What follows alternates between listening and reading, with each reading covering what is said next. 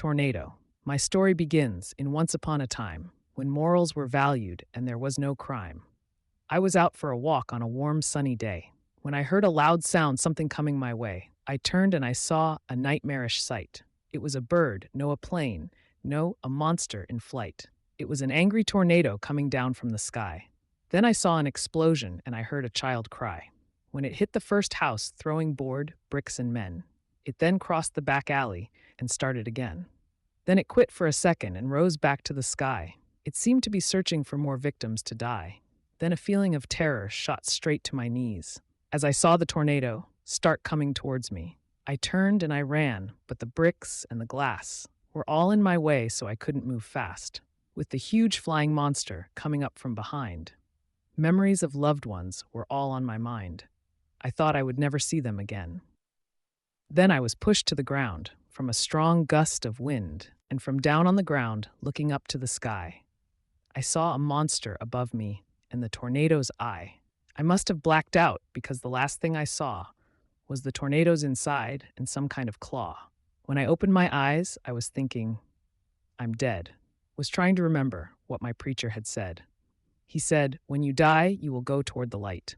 But everything here was already too bright, and so I looked around to find some kind of door, then noticed a round window in the middle of the floor, so I crawled over to it and looked down toward the ground. There saw my hometown in pieces all around. You know, another man may think that this must be a dream. Another man may ponder if this is heaven's theme. But I'm not unlike my fellow man who shudders from the tale. For one quick second when I thought of Jonah and the whale, and then I heard a voice say something quite absurd. You see, I didn't understand why. Earthmen was the word. So then I looked around, but nothing did see. And once again, from someone's voice, Earthman was called to me. So I said, who are you, and why have you brought me here? On shaky knees I took my feet, but nothing still was clear. We brought you here so we could study you, it said. We want to learn about the things and thoughts inside your head. In turn, we have to offer you the science that you lack. I wiped my face and shouted, will it bring my family back? We don't mean harm to you. The voice then said to me, we only want to learn about the things you do. And that is why we've come here in this marvelous disguise, because we didn't want your world to fear us through your eyes. I stood there for a while to choose my words with care. Then said, you clumsy beast, you haven't brains to spare. You've killed my friends, destroyed my home and town in which I live. And that is why what you want, I will never give. You ought to think this through, it said again to me, because this chance will never come again to visit you. This marvelous disguise of yours is not so great, I said. Because of it, I must now live with all my family dead. And that is why we're enemies until the end of time. And when we can, we'll pay you back for this marvelous crime.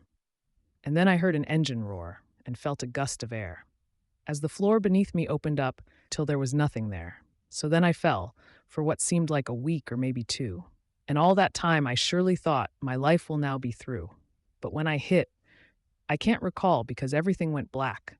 So many times, I think I'm dead, but always come back. The hospital where I awoke proves to me that it's true, but no one here knows what I know. And I hope they never do. They think I hit my head too hard and I hallucinate. What they don't know is yet to come. I hope it's not our fate, but if you've heard my story and you don't believe what I say, the next time you see tornado, you better stay out of the way. The end.